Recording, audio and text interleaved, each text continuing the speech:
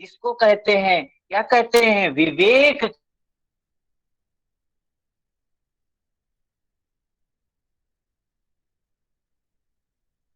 क्या है?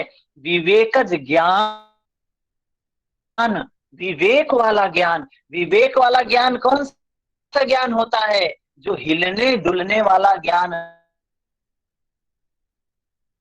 नहीं है, उसको कहते हैं विवेक ज्ञान युक्त। हान, जो दुखों के अत्यंत अंत का उपाय है, सारे दुख समाप्त हो जाते हैं, जिसको विवेक आ जाता है। विवेक ख्याति, विवेक ख्याति उस अवस्था का नाम है जब विवेक क्या होता है, अपना परिणाम देने की अवस्था पर पार कर चुका है। अवस्था क्या है? परिणाम दे चुका है, सारे परिणाम समाप्त हो गए हैं। विवेक की वह अवस्था जिसको कहा विवेक ख्याति। अब उसको कोई परिणाम नहीं देना है, उसको क्या कहा, हानो उपाय, दुख का उपाय है वो विवेक ख्याति। उस अविद्या के अभाव से संयोग का अभाव हो जाता है। फिर क्या है, जब अविद्या खत्म हो गई तो फिर क्या खत्म करने को रह गया? तब तो कुछ भी नष्ट करने को नहीं रहा। अविद्या जब नष्ट हो गई तो क्या है, वही हान है। अब उसके लिए कोई बंधन नहीं है, न मुक्ति का संपादन ही शेष बचा है। जब विवेक जागृत हो जाता है, विवेकज ज्ञान जागृत हो जाता है, तो जो साधक है, जो योगी है, अब उसको बंधन मुक्त हो गया। जिसका विवेक जागृत हो गया, अब बंधन से मुक्त हो गया। अब उसको मुक्त नहीं होना है किसी से, पुनर्जन्म आदि दुखों का अभाव हो गया। वही है हान। हान में पुनर्जन्म नहीं हान होता है। का शाब्दिक अर्थ क्या होगा सर? हान का शाब्दिक अर्थ मुक्ति होगा? हान का शाब्दिक अर्थ, जैसे बीमारी, एक एक होता है बीमारी, ठीक, और एक है बीमारी का कारण, दूसरा चीज बीमारी का कारण, तीसरा क्या होता है? तो डॉक्टर को जब ये पता होगा कि स्वस्थ व्यक्ति की स्थिति क्या होती है, तभी तो वो जानेगा कि बीमारी क्या है या बीमारी का कारण क्या है। तो डॉक्टर को एक तीसरी अवस्था पता होनी चाहिए, हान की। हान जिसको कहा गया, जैसे हम स्वस्थ, स्वास्थ्य, जो हमारा स्वास्थ्य है, अभी हम स्वस्थ हैं, हमें कोई बीमारी नहीं है, हम ये इसको कह सकते हैं हान। जब हमको बीमारी हो गई तो क्या है, वो हेय है। और बीमारी का जो कारण है, हेय हेतु। डॉक्टर जब स्वस्थ स्थिति को जानेगा तो एक व्यक्ति की, एक जो योगी है, जो मनुष्य है, जो आत्मा है, उसकी है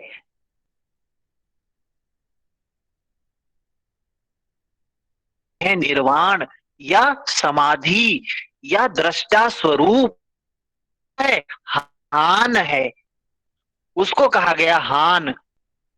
ठीक है, जब ये विवेक जागृत हो जाता है तो हान वो अपने स्वरूप में स्थित हो जाता है। तब वो आसक्ति नहीं करता है, राग नहीं करता है, द्वेष नहीं करता है, घृणा नहीं करता है, क्योंकि उसको विवेक जागृत हो गया है। अब विवेक है तो क्या है, प्रज्ञा है। प्रज्ञा है, अब होश है उसको। अब आसक्ति नहीं करेगा। किससे आसक्ति करेगा? अब तो विवेक जागृत हो गया। जैसे आपको पता है कि ये हमने एक उदाहरण पीछे दिया था कि कोई चीज सड़ जाने वाली है, कोई मिष्ठान है, मीठा है, जो बहुत अच्छा है, प्रिय लगता है, सभी को खाने में प्रिय लगता है। कोई मिष्ठान ले लीजिए, एक काला जाम ही बोलते हैं ना, काला जाम बहुत अच्छा लोगों को लगता है खाने में। तो आपको पता है, आपको विवेक है कि यह जो है, ये 2 दिन में 3 दिन में खराब हो जाता है। कोई व्यक्ति आपको 1 क्विंटल दे तो क्या आप ले जाएंगे उसको? कहेंगे भाई इसकी हम जरूर जाएगा, हमें जरूरत जितनी है उतनी ही चाहिए। ये विवेक है आपका। लेकिन ये योगी का जब विवेक जागृत हो जाता है, सारी आसक्ति समाप्त हो जाती है, सारी तृष्णा समाप्त हो जाती है, सारा राग समाप्त हो जाता है, द्वेष समाप्त हो जाता है। किससे राग करेगा, किससे द्वेष करेगा?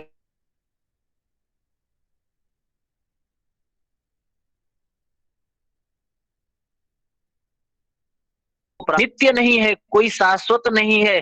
क्या राग करें, क्या द्वेष करें, क्या घृणा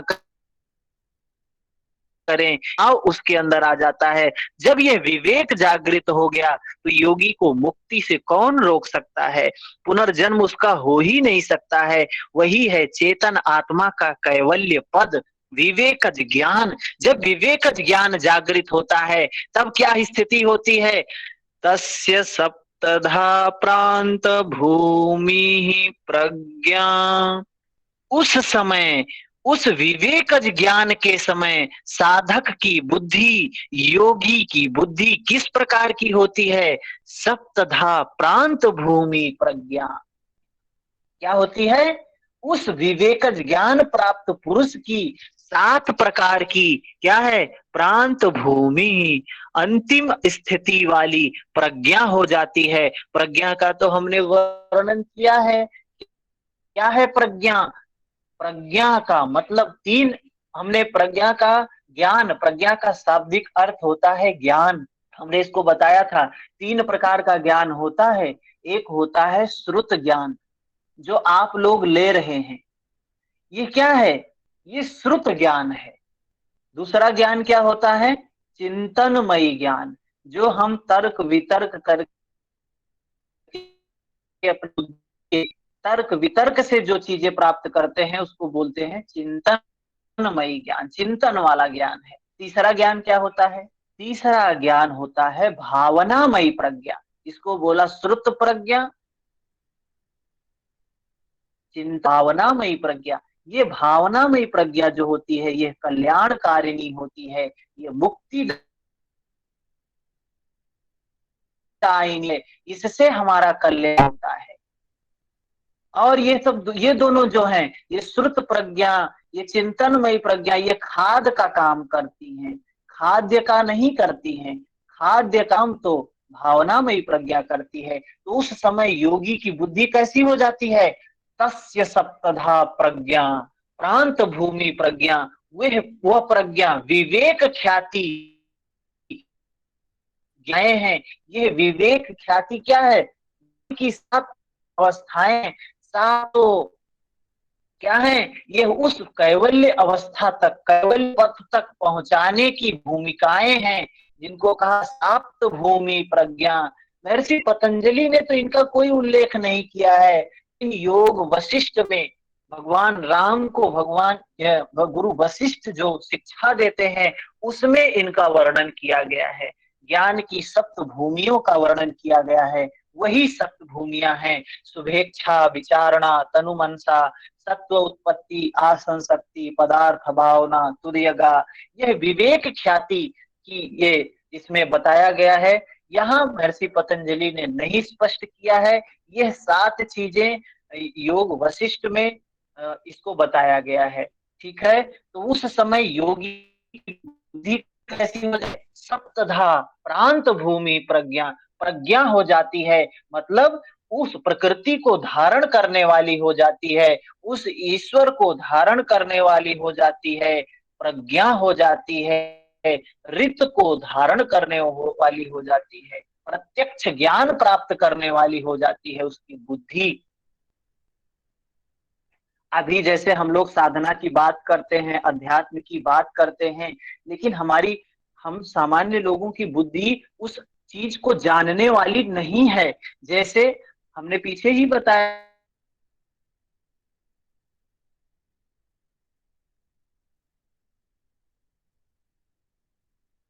वो शब्द तो प्रकृति सबको देती है, लेकिन हम लोग उस शब्द को पकड़ नहीं पाते हैं।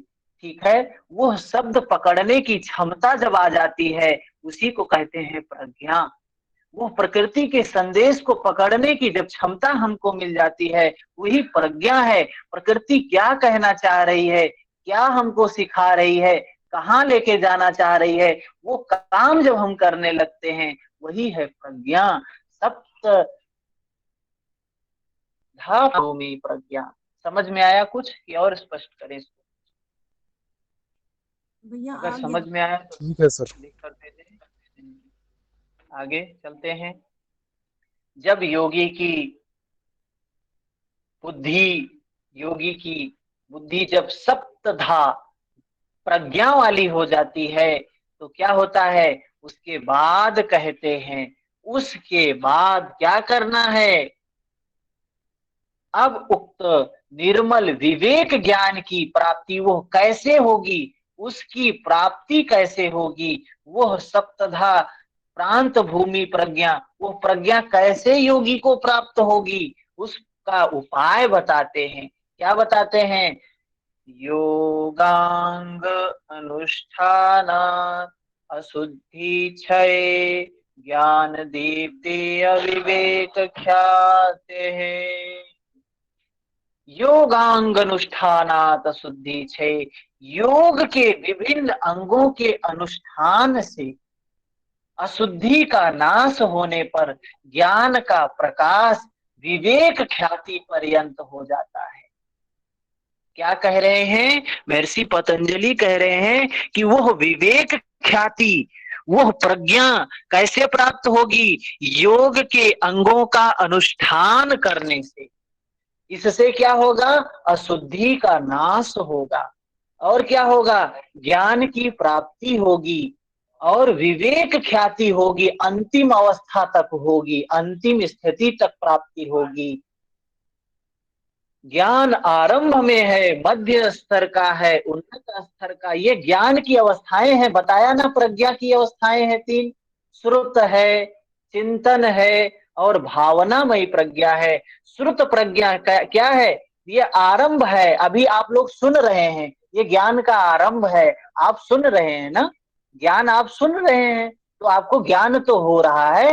ये क्या है, यह आरंभ है, प्रज्ञा का आरंभ है, ज्ञान का आरंभ है। मध्य स्तर क्या है, आपने अपने बुद्धि में तर्क वितर्क चिंतन मनन करके सोच विचार किया, ये मध्य अवस्था है। और उन्नत अवस्था क्या है, जब ये अनुभूति पर उतर जाए, भावनामयी प्रज्ञा जागृत हो जाए, तो ये क्या है, उन्नत अवस्था है। ठीक है, तो ये है जो उन्नत, ये तीन अवस्थाएं होती हैं। और ये ख्याति पर्यंत मतलब मुक्ति पर्यंत ज्ञान भी अपने पूर्ण प्रकाश का अंतिम लक्ष्य दे चुका है, वह है विवेक ख्याति। ठीक है, इसके बाद कैवल्य पद रह जाता है, कैवल्य ही रह जाता है इसके बाद।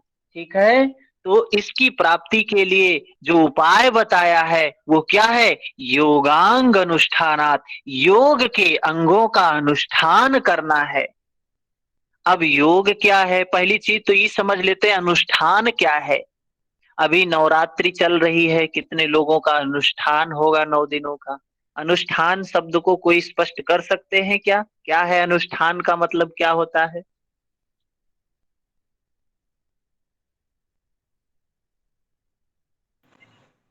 सर अनुष्ठान का मतलब वो होता है कि हम किसी एक पर्टिकुलर, जैसे कोई आरती हुई या कोई भगवान की पूजा हुई, उसको एक ही टाइम पे एक ही जगह पे करते हैं, उसको अनुष्ठान बोला जाता है, एक प्रॉपरली तरीके से।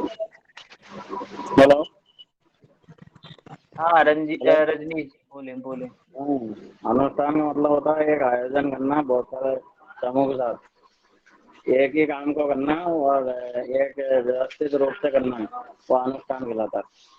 मंत्रों के साथ करना वो अनुष्ठान का रूप है। हाँ, देखें क्या है ना, आज हमने उपनिषद पढ़ा, ईशावास्यो उपनिषद, उसमें बताया कर्म कांडों की व्यर्थता का वर्णन, कर्म कांड को व्यर्थ बताया गया कि ये जो कर्म कांड है, ये जो बाहरी क्रिया जो कर्म कांड करते हैं, पूजा पाठ जो ये करते हैं, इसको व्यर्थता बताएगी। पता नहीं क्या है, लेकिन यहाँ पे थोड़ा सा समझने का प्रयास करें। जैसे कुछ लोग जो कर्मकांडी लोग होंगे उनको बुरा भी लग सकता है कि ये ऐसा क्या कह रहे हैं, लेकिन वास्तविक अनुष्ठान का मतलब क्या होता है कि उस स्थिति में होना, सहज रूप में एक होता है होना, एक होता है करना। होने और करने में अंतर होता है। होना जो है अनुष्ठान है, करना जो है काम है। करना, अच्छा आदमी तो कोई भी बन सकता है, कोई भी दिखा सकता है, हम जो अंदर में होते हैं। योग क्या है? मनसा वाचा कर्मणा, ये तीनों एक होना। क्या है ये? समता में होना, बाहर भीतर एक होना, ये योग की स्थिति है। ये होना योग है। और दिखाना, बाहर से वेशभूषा दिखा रहे हैं, भाषा भी बहुत प्रिय है, बाहर से भी दिखा रहे हैं, बाहर ऐसा कर वेशभूषा धारण कर लिए हैं कि लोग हमको जाने की योगी हैं, नाम ऐसा रख लिए हैं जिससे लोग हमें जाने योगी हैं। तो ये जो दिखाना है, जो करना है, वो योग नहीं है। योग अनुष्ठान है। और अनुष्ठान क्या है? होना, अच्छा हो जाना। जब आप हैं तो दिखाने की जरूरत ही नहीं है। अब ये योगों की बात कही गई, योग की बात बताई गई, कौन कौन से योग हैं? अष्टांग योग का वर्णन किया गया, यम नियम आसन प्राणायाम प्रत्याहार धारणा ध्यान समाधि। ये आठों बातें अनुष्ठान पे लागू होती हैं। सब में करने के लिए नहीं कहा गया है, होने के लिए कहा गया है। जब आप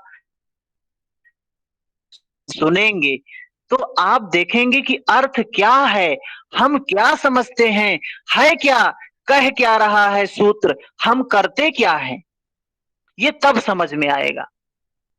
इतनी तो बात समझ में आ रही है, योग होने की क्रिया है, योग करने का काम है ही नहीं। चाहे वो आसन हो, करने की बात नहीं कहते हैं। प्रयत्न शैथिल्य अनंत समापत्तिभ्याम, क्या कह रहे हैं? आसन में हम देखेंगे कि कोई काम करने के लिए नहीं कह रहे हैं। महर्षि पतंजलि कह रहे हैं यम का पालन करना नहीं है, यम में होना है। यम का पालन हो आपसे। और जब तम जाति देश काल समयानुवच्छिन्ना सार्वभौमा महाव्रतम, कोई भी काम आप सहज रूप में आपका स्वभाव हो जाए, आपका धर्म हो जाए, वो क्या है? अनुष्ठान है।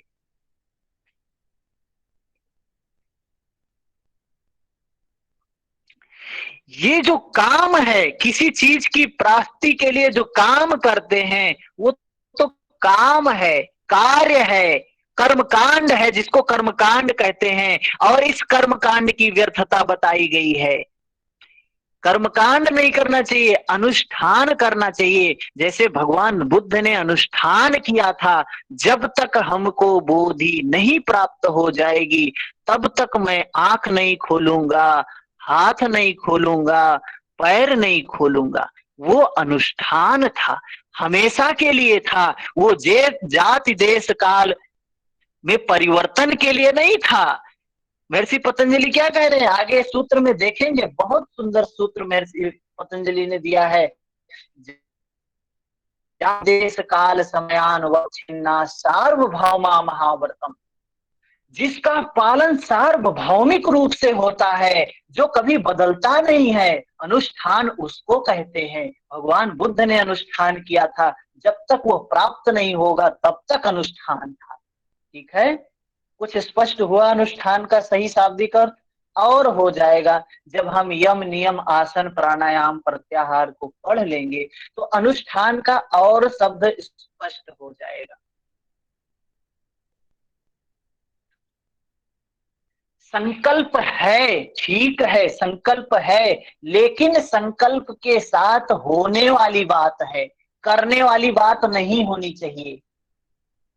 ये एक स्टेट ऑफ माइंड है, एक स्थिति है आपके माइंड की, जो होना है, करना नहीं है। होने और करने में जमीन आसमान का अंतर है।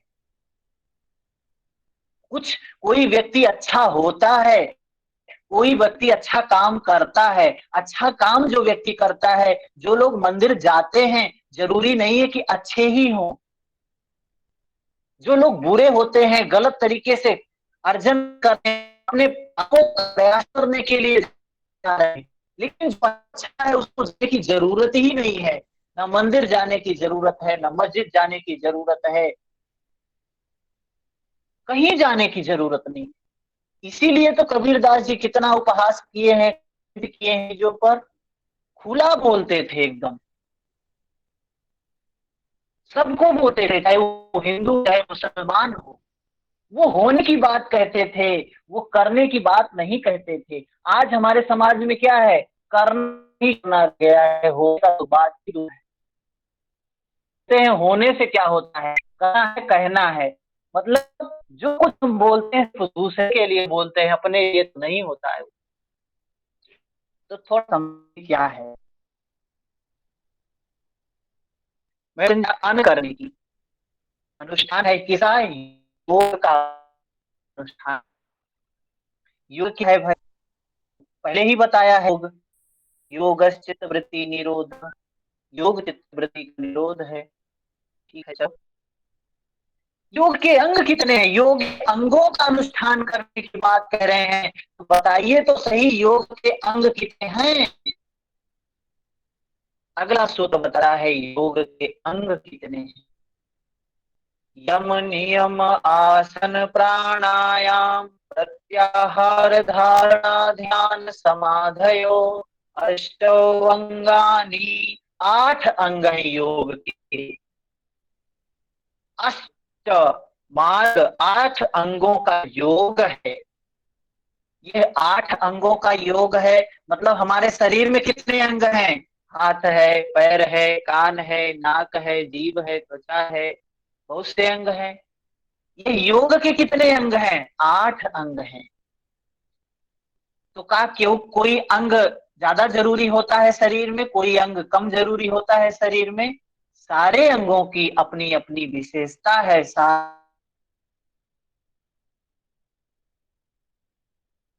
अंग छोटा हो जाए तो क्या होता है, व्यक्ति क्या बोलते हैं उसको। कोई एक अंग ना हो तो क्या बोलते हैं उसको, विकलांग, हाँ? दिव्यांग। तो सारे अंगों की जरूरत है। तो योग के 8 अंग बताए हैं, यम नियम आसन प्राणायाम प्रत्याहार धारणा ध्यान समाधयो। ये 8 अंग हैं।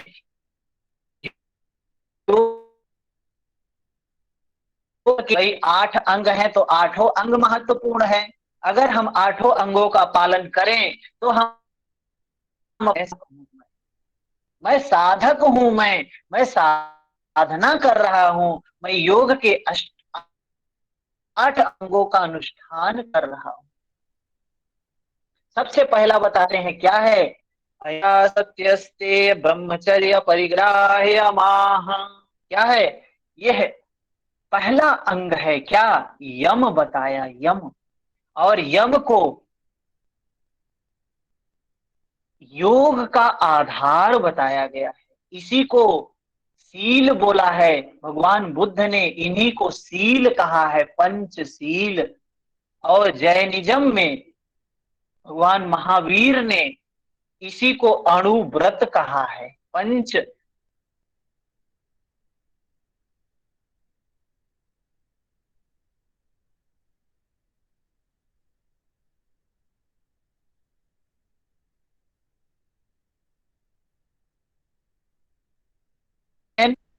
बौद्धिज्म में इसी को कहा गया है सील, पंचशील। हमारे यहाँ पंच यम बोला गया है। ये क्या है, धर्म इस योग के अंगों का आधार है, नींव है ये। अगर ये कमजोर है, इस पे बिल्डिंग नहीं खड़ी हो सकती। धर्म का आधार है। इसी को कबीर दास जी बहुत सुंदर भाषा में कहते हैं, सीलवंत सबसे बड़ा सब रतनन की खान। सीलवन मतलब ये जो यम का पालन करता है, सबसे धनी व्यक्ति उसको कहा है कबीर दास जी ने, सबसे धनी व्यक्ति है। सीलवंत सबसे बड़ा सब रत्नन की खान, रत्न नहीं है, रत्नों की खान है। अब हम अपने आप को सोच ले, हमारे अंदर कितना सील है। योगी का ये धन है, योगी की ये संपदा है। और बाकी ये सब क्या है, संपत्ति नहीं है, विपत्ति है। एक योगी की ये विपत्ति है, उसके लिए व्यर्थ है। योगी की संपत्ति संपत्ति है, शीलवंत सबसे बड़ा सब रत्नन की खान। शीलवान की आन पर तीनों लोक की संपदा न्योछावर करने की बात कहते हैं कबीरदास जी कहते हैं। कबीरदास जी संत हैं, अगर वो बात बोल रहे हैं तो झूठ तो बोलेंगे नहीं। तीनों लोकों की संपदा उसके आन पर न्योछावर है। हनुमान जी के भक्त कितने लोग होते हैं। हनुमान जी को माता सीता कह रही है लंका में, जब भगवान हनुमान जी जब माता सीता की खोज में जाते हैं, अशोक वाटिका में पहुंचते हैं, वहां पे सब कुछ करने के बाद जब वहां से निकलने वाले होते हैं, माता के पास जाते हैं आशीर्वाद लेने के लिए। माता से कहते हैं, माँ मुझे आशीर्वाद दो, मैं यह कार्य पूर्ण कर सकूं, भगवान राम के कार्य को पूर्ण कर सकूं। सीता उनको आशीर्वाद देती हैं। क्या देती हैं? आशीष दीन राम प्रिय जाना, आशीष दीन राम प्रिय जाना, राम का प्रिय जानकर आशीष देती हैं। बलशील पुत्र तुम बलशील, बल और शील के निधान बनो। हनुमान जी को माता कह रही हैं, बल और शील के निधान बनो, बल और शील के पालन करने वाले बनो, निधान बनो। गुण बलशील निधाना, अजर अमर गुण निधि सुत हो, करहु बहुत रघुनायक छोहु। राम के भगवान के तुम प्रिय बनो और तुम गुण के निधि बनो और शील के निधान बनो। ये माता सीता कह रही हैं। हम भगवान पूरी माता की आज्ञा को माने, इस यम का पालन करें। असली योगी हैं वो, असली ओरिजिनल योगी है जो यम का पालन करता है। आसन ना करे चलेगा, प्राणायाम ना करे चलेगा, ध्यान ना करे चलेगा, लेकिन अगर यम का ही पालन कर रहा है, ओरिजिनल योगी वही है। सब कह रहे हैं, कबीरदास जी कह रहे हैं, बुद्ध कह रहे हैं, महावीर कह रहे हैं, माता सीता कह रही हैं। कौन चल रहा है उस पर? क्या है यम? अहिंसा सत्य स्तेय ब्रह्मचर्य अपरिग्रह यमा। अहिंसा है, अहिंसा परमो धर्म, सबसे बड़ा धर्म है अहिंसा। महाभारत में लिखा है, जिसमें इतनी हिंसा हुई है लेकिन वहां से सार निकल के आता है, अहिंसा परमो धर्म, अहिंसा परम धर्म है। सार निकल के आता है वहां से, जहां कितना लोगों का खून बहाया गया, वहीं पे कहा गया है अहिंसा परमो धर्म। अहिंसा, अहिंसा क्या है? हिंसा नहीं करना, आत्म रमण, आत्मा में रमण करना अहिंसा है। हिंसा नहीं करना, कैसे नहीं करना? मनसा वाचा कर्मणा। यह नहीं कि किसी को मार दिया तभी हिंसा है। किसी भी जीव जंतु पशु पक्षी को न मन से, न वाणी से, न कर्म से कष्ट न देना, दुख न देना अहिंसा है। अहिंसा का पालन करोगे तो क्या मिलेगा? इसका पालन करने से क्या प्राप्त होगा? आगे के सूत्र में कहते हैं महर्षि पतंजलि, अहिंसा प्रतिष्ठायाम तत्सन्निधौ वैरित्यागः। अहिंसा का पालन करने से 34 नंबर सूत्र कहता है, अहिंसा का पालन करने से, अहिंसा प्रतिष्ठायाम, अहिंसा प्रतिष्ठायाम कह रहे हैं, ये नहीं कह रहे हैं कि अहिंसा नहीं, हिंसा नहीं करना है। यह कह रहे हैं अहिंसा में प्रतिष्ठित होने पर, अर्थात अहिंसा का अनुष्ठान होने पर। आपसे हिंसा हो ही ना, आपके मन में हिंसक भाव आए ही ना, आपके वाणी से हिंसक शब्द निकले ही ना, ये है अहिंसा। जब योगी अहिंसा में प्रतिष्ठित हो जाता है, तत्सन्निधौ वैरित्यागः, उस समय सन्निधौ, क्या होता है, उस योगी के निकट, सन्निधौ उसके निकट, वैर त्याग, सभी प्राणी जीव जंतु वैर भाव का त्याग छोड़ देते हैं, वैर की भावना छोड़ देते हैं। उदाहरण के रूप में मैं आपको बताऊं तो प्राचीन समय में जो ऋषि होते थे, संत होते थे, उनके कुटी में शेर भी रहता था, बकरी भी रहता था, हिरन भी रहता था, सब साथ में ही रहते थे, लेकिन एक दूसरे से ईर्ष्या नहीं होता था, द्वेष नहीं होता था। क्यों नहीं होता था? क्योंकि वहां पे कोई अहिंसक सिद्ध रह रहा है, अहिंसक अनुष्ठान कर रहा है। इस वजह से उसमें से किसी जीव जंतु पशु पक्षी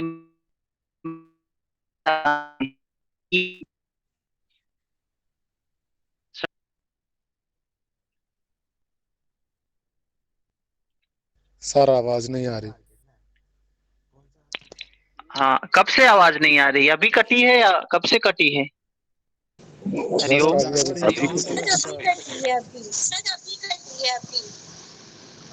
अभी ठीक है ना? अभी ठीक है? अभी ठीक है? हाँ सर।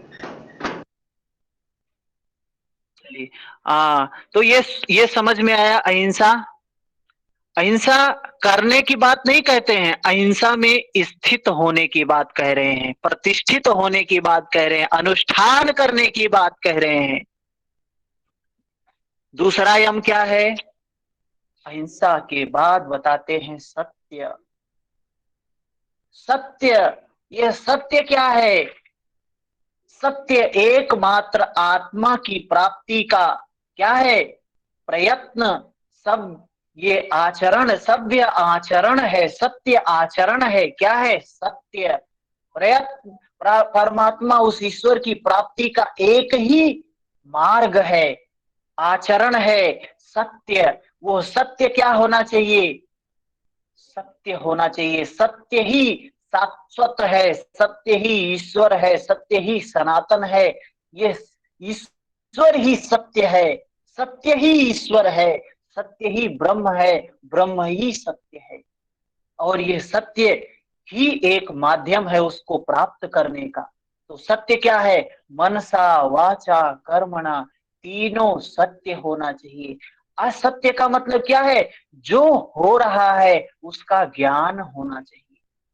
जो कुछ भी हो रहा है उसका सत्य सत्य ज्ञान होना चाहिए।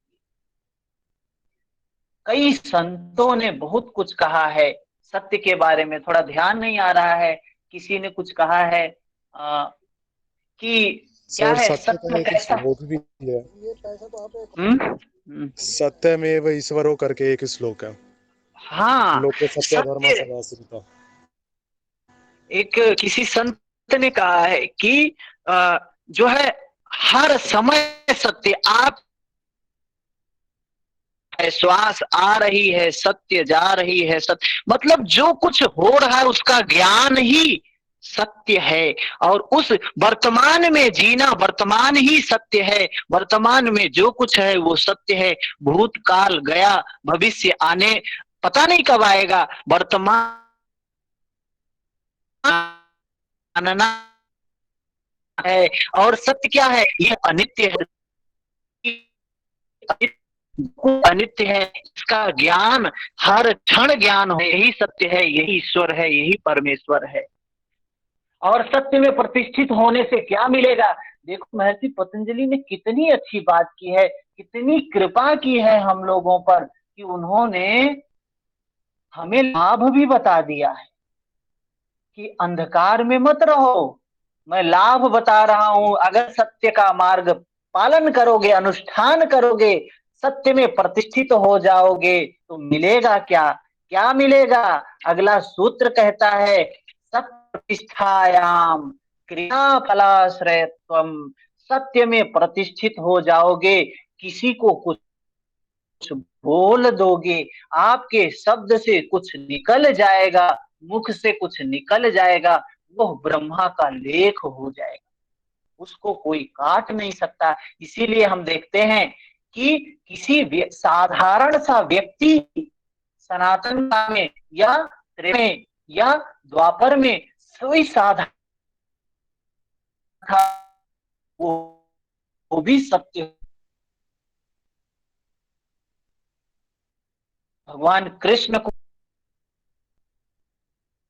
गांधारी वो श्राप उनको भी मिलना, उनको भी होगा। वो साधारण व्यक्ति भी कह दिया है, अगर वो सत्य में प्रतिष्ठित है, वो भी कुछ बोल दिया है तो वो हो नहीं सकता, चाहे वो ईश्वर ही क्यों ना हो। आपको पता है परिणाम, ये भी पता,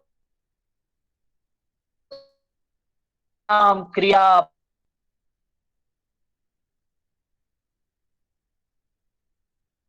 श्रेयत्वम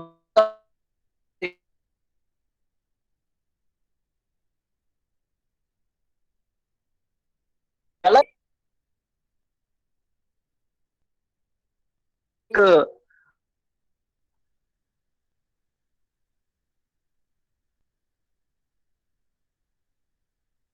एक महिला थी, हो का पुत्र नहीं हो रहा था, तो खूब वो भगवान से मिलती थी, खूबती थी।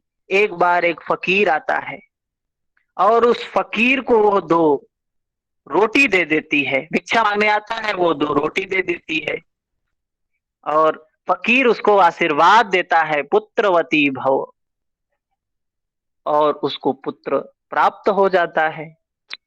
तो किसी ने पूछा, भगवान से ही किसी ने पूछा कि भगवान, ये फकीर के कहने से उसको कैसे प्राप्त हो गया? ये फकीर ने उसको बोल दिया और उसको पुत्र मिल गया, उसके भाग्य में तो था ही नहीं, उसके भाग्य में पुत्र का संयोग तो था ही नहीं, कैसे मिल गया?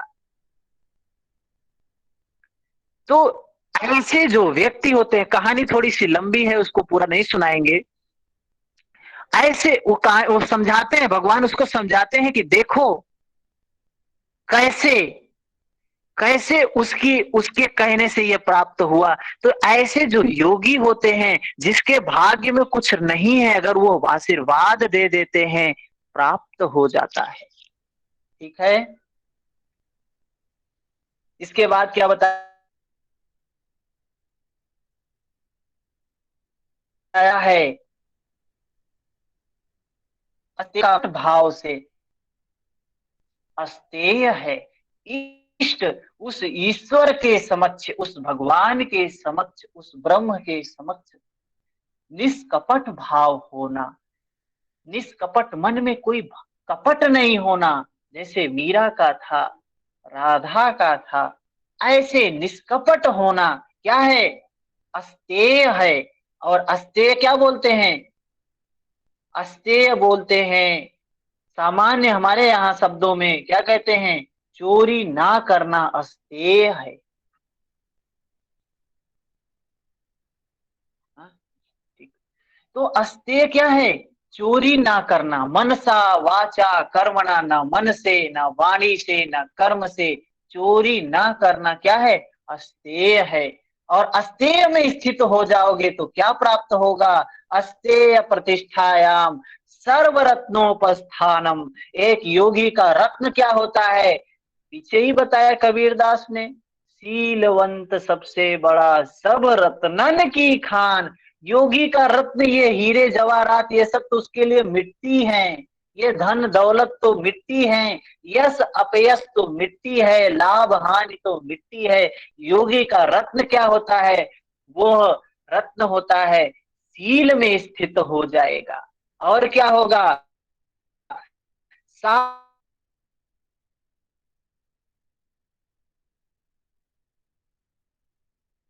सारे रत्न प्राप्त स्वरूप की स्थिति हो जाएगी। अस्तेय प्रतिष्ठायाम सर्व रत्नोपस्थानम। ठीक है, सभी रत्न की प्राप्ति हो जाएगी। उसके बाद क्या कहते हैं? अहिंसा सत्यस्ते ब्रह्मचर्य। ब्रह्मचर्य क्या है? मन सहित इंद्रियों का ब्रह्म में, ब्रह्मचरण में प्रवाहित करना हो जाना। मन और इंद्रियों का ब्रह्म के आचरण में, ब्रह्मचरण में प्रवाहित होना ब्रह्मचर्य है। ब्रह्मचर्य क्या है? मतलब ब्रह्म क्या है? गीता में है ब्रह्म, ओम ब्रह्माग्नौ ब्रह्मणाहुतम ब्रह्मैव तेन गंतव्यम ब्रह्म कर्म समाधिना। ब्रह्मा, ब्रह्म क्या है? ब्रह्म है, ब्रह्म है एनर्जी, ये ऊर्जा, ऊर्जा ही ब्रह्म है। और ब्रह्म, ये भोजन मंत्र बोला गया है, ब्रह्माण परम ब्रह्म वेद। ब्रह्म का अर्पण किया जा रहा है, ब्रह्म में अर्पण किया जा रहा है, ब्रह्म के लिए अर्पण किया जा रहा है। ब्रह्म की उत्पत्ति होगी उससे,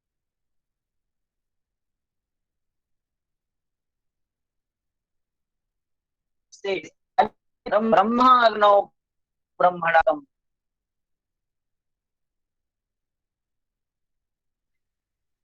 ब्रह्म है वतेन गंतव्यम, ब्रह्मतव्यम, ब्रह्म ब्रह्म ब्रह्म करते हुए समाधि ना, समाधि की प्राप्ति हो जाए। ये ब्रह्मचर्य, ब्रह्म के रूप में आचरण करना, ब्रह्म की चर्या होनी चाहिए। मतलब एनर्जेटिक रहना, ऊर्जा को संरक्षित करके रहना, मनसा वाचा कर्मणा, तीनों प्रकार से अपने ऊर्जा का क्षय नहीं करना, न मन से, न वाणी से, न कर्म से। क्या है? ब्रह्मचर्य। और जब ब्रह्मचर्य का पालन करोगे तो क्या मिलेगा? अगला सूत्र बताता है, ब्रह्मचर्य प्रतिष्ठायाम वीर्य लाभ। वीर्य क्या? एनर्जी, ऊर्जा, पुरुषार्थ, आपको मजबूती प्राप्त होगी, वीरवान बनेंगे। वीर बन, क्योंकि एक वीर जो होगा वही साधना कर सकता है। जो निर्वीर आदमी होगा, जिसके अंदर में शक्ति नहीं होगी, वो साधना क्या करेगा?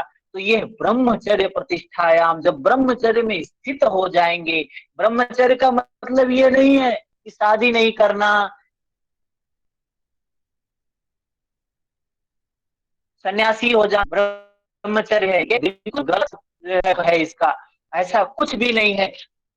ब्रह्मचर्य प्रतिष्ठायाम वीर लाभ, ब्रह्मचर्य में प्रतिष्ठित हो जाएगा, उसको क्या होगा? वीर का लाभ होगा। क्या होगा? बलवान हो जाएगा वो, वीर, महाबली हनुमान की तरीके से वीरवान, बलवान। फिर क्या कहे? अपरिग्रह बताते हैं। अपरिग्रह क्या है? विजातीय संस्कार बचना, जो संस्कार योगी के लिए सहायक नहीं है, जो अक्लिष्ट हैं, जो जो क्लिष्ट हैं, उन संस्कारों के संग्रह से बचना अपरिग्रह है। अपरिग्रह साधारण शब्दों में क्या है? मतलब अनावश्यक किसी भी वस्तु का संचय नहीं, अनावश्यक किसी भी वस्तु का संचय नहीं करना क्या है? अपरिग्रह है। एक योगी को अपरिग्रही होना चाहिए, चाहे वो मनसा वाचा कर्मणा, ना मन से किसी चीज का संचय करे। बहुत से लोग मन में खूब राग रखे हैं, द्वेष रखे हैं, घृणा रखे हैं, क्रोध रखे हैं, संस्कार रखे हैं। तो क्या है? ये है अपरिग्रह। क्या है? कि किसी भी चीज का जो अनावश्यक है उसका संचय नहीं करना। योगी के लिए क्या है? व्यर्थ है, उससे कुछ नहीं मिलने वाला है, सिर्फ खतरा ही खतरा होने वाला है। जैसे मधुमक्खियां संचय करती हैं, खूब शहद को चुन चुन के फूलों से ले आती हैं, उसके बाद क्या करती हैं? स्टोर करती हैं। फिर क्या होता है? एक आता है शिकारी, सबको निकाल के ले जाता है, जो स्टोर की हुई है निकाल के ले जाता है, मर जाती हैं। तो योगी का यह धन नहीं है। योगी को किसी चीज का संचय नहीं करना चाहिए, ना किसी संस्कारों का संचय नहीं करना चाहिए, न विचारों का संचय करना चाहिए, न किसी भौतिक सुख सुविधा का संचय करना चाहिए। योगी को क्या होना चाहिए? आसक्ति रहित होना चाहिए। तेन त्यक्तेन भुंजिता, भोग करना बुरी बात नहीं है, भोग करना बुरी बात नहीं है, लेकिन आसक्त नहीं होना चाहिए, संस्कार का निर्माण नहीं होना चाहिए, राग नहीं होना चाहिए, द्वेष नहीं होना चाहिए। पता चले हम योगी हैं, हम भोग नहीं करते हैं, मतलब हम सुख सुविधाओं को नहीं लेते हैं, ये क्या हो गया? ये तो द्वेष हो गया फिर ना। द्वेष नहीं होना चाहिए, राग नहीं होना चाहिए। तेन त्यक्तेन भुंजिता वीत राग विषयम वा चित्तम, वीतराग की अवस्था में रहना चाहिए योगी को। क्या है? अपरिग्रह है। इसको, इसका पालन करने से क्या मिलेगा? जन्म कथनता अपरिग्रह स्थैर्य, अपरिग्रह में स्थिर होने पर, स्थित होने पर जन्म कथनता संबोध, अर्थात पूर्व जन्मों का ज्ञान हो जाएगा। पूर्व के जो जन्म हैं, कितने सारे जन्म लिए हैं हमने पूर्व में, उसका ज्ञान हो जाएगा। ठीक है, यह चीजें बताया है, यह यम है। कुछ समझ में आया? कुछ नया मिला यहाँ पर? अभी तक किताबों में कुछ और समझ रहे थे, किताबों में कुछ और पढ़ रहे थे। पहले पढ़ा तो कुछ और ही नहीं पढ़ा था। रहे थे, उससे सब हटके नया ही मिल रहा है, और यही सही है जो आप बता रहे हैं।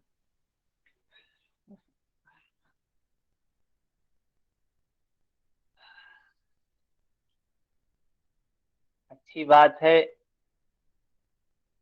और पढ़ेंगे तो और नया निकल जाएगा। पिछली बार पढ़ाए थे तो कुछ अलग पढ़ाए थे, इस बार पढ़ा रहे हैं कुछ अलग पढ़ा रहे अब हैं। बताएंगे, आप जितनी बार पढ़ाएंगे उतनी बार हम लोगों की और गहराई और समझ बढ़ेगी, ऐसा मुझे तो अनुभव है। पिछली बार जब पढ़ाया था तो पिछली बार भी सही लगा था, इस बार पढ़ा रहे हैं तो इस बार सही लग रहा है, अगली बार जब पढ़ाएंगे तो वो सही लगेगा, ये झूठा हो जाएगा। जी जी। तो यही है, पूर्णता की ओर जैसे जैसे बढ़ते जाते हैं तो चीजें समझ में आती जाती हैं। सही चीज को समझने के लिए पहले एक कुछ गलत को भी एक घटना समझना अगर पड़ता आप है। कहें तो मैं सुना दूं। बताएं बिल्कुल। एक जो है कोई अ, पुण्यात्मा थे, तो उन्होंने किसी संत को भोजन पे निमंत्रित किया। तो भोजन में उनको अच्छे से, बड़े प्यार से भोजन बनाया गया, भोजन परोसा गया खाने के लिए। तो जब वो भोजन खाने लगे तो उसी में कुछ जो है ऐसे आदमी थे जो हंसी मजाक वाले होते हैं। तो उन्होंने कहा, अरे बाबा जी आप दूध खाएंगे? तो उन्होंने कहा, दूध क्या होता है? तो कहा, दूध जो है आप नहीं जानते हैं, लेकिन दूध जो है सफेद होता है। कहेंगे सफेद क्या होता है? अब वो अब थे अंधे जन्म से। तो वे सफेद क्या होता है? कहीं अरे जैसे सूरज होता है। कहीं सूरज क्या होता है? कहीं क्या होगा? कहीं अरे बगुला आप जानते हैं, बगुले जैसा सफेद होता है। तो एक आदमी का इनसे नहीं समझेंगे, तुम बगुला ला के इनके हाथ में रख दो तब ये समझेंगे।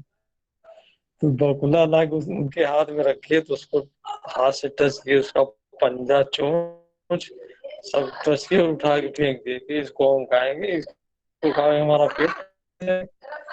अब दूध खाने से पेट थोड़ा भरता है, लेकिन जब आंख नहीं है, समझ नहीं है, तो यही होगा। तो हम लोग जो समझ रहे थे ऐसा कुछ नहीं था। अब आप समझा रहे हैं तो समझ जग रही, व्यक्तित्व में जो विकास हो रहा है समझ का, कि दूध खाने से वो पेट फटने वाली बात अब समाप्त हो रही।